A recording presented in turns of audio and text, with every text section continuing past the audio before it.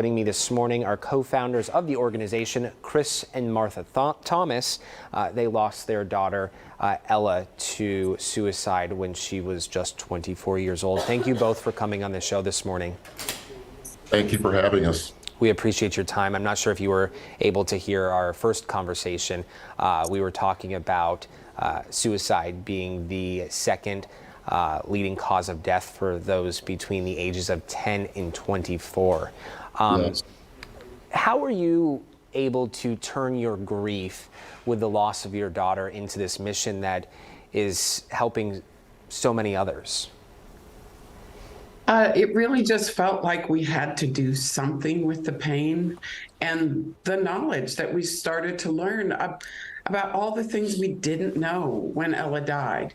And so just putting all those things together, and along with our son's platform, he's a defensive tackle with the New York Jets, it felt like it was something Ella wanted us to do.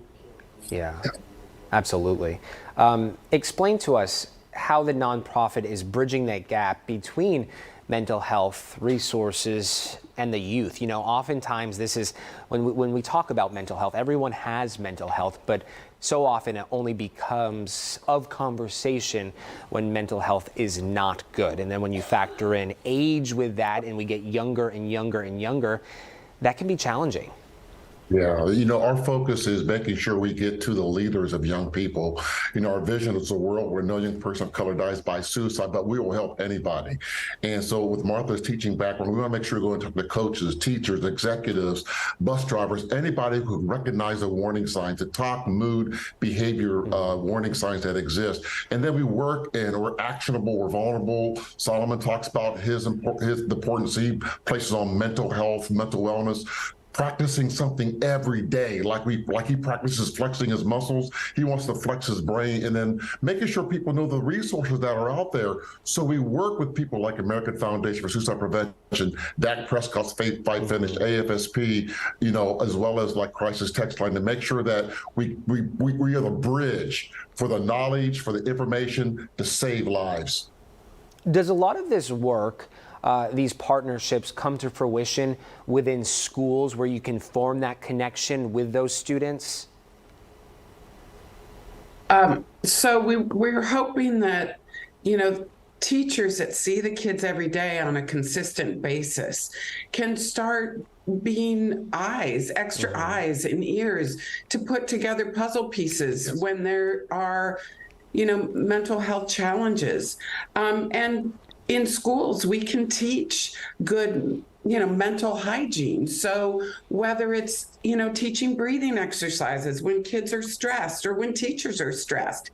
I used to have my students breathe before we took tests and do a whole breathing exercise before standardized tests, just to let them know that these things help ground you when you're struggling.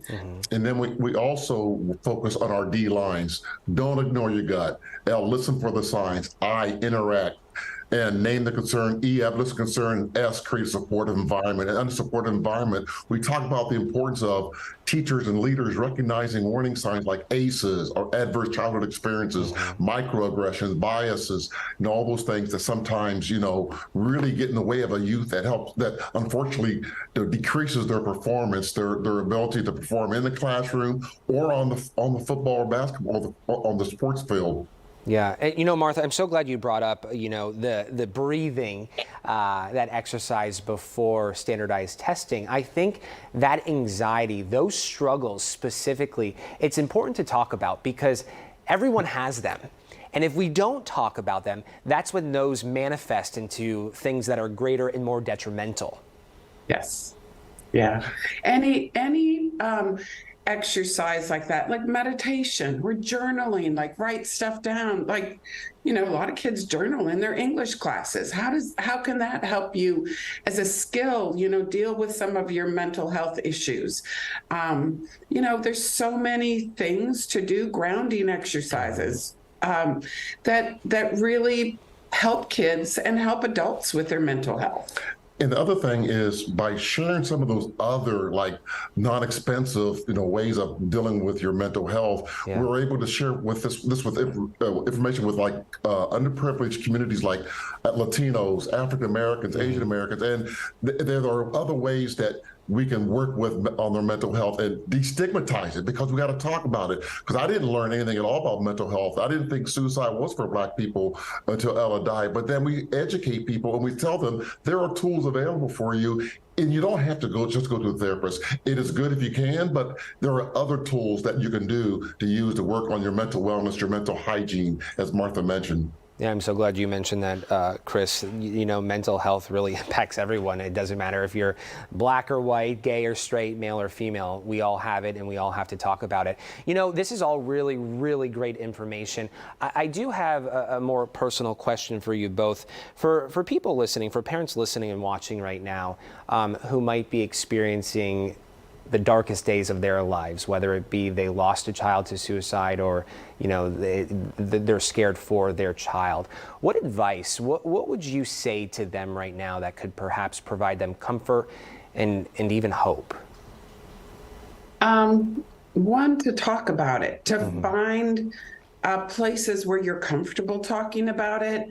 And if you have a loved one struggling, talk to them, let them know. Just like if they'd sprained their ankle or hurt their arm, you'd ask them how their arm was. How are you really doing? Like, what's making you happy right now? What's making you sad? Where are you finding joy? Yeah. Any question that's not an open-ended or not a closed question, but a question that can lead to more conversation. And then listen. Don't try to fix it. Listen and don't judge. Yeah, all really great advice. It is fascinating to see as a society we normalize some conditions or diseases. We're comfortable about talking about those specific conditions or diseases, but then there are some that we just can't do it. And I think mental health is sadly one of those. I so much have appreciated your time this morning. If people want to get involved, if they want to be part of your organization, how can they go about doing so? So they can visit our website, thedefensiveline.org, or email us at info@thedefensiveline. And we're also on social media at T Defensive Line on Twitter and YouTube, and at The Defensive Line on Facebook, LinkedIn, and Instagram. Amazing stuff, guys. We are so honored to have you on the show this morning. Thank you very much, both Martha and Chris. Thank you for having us.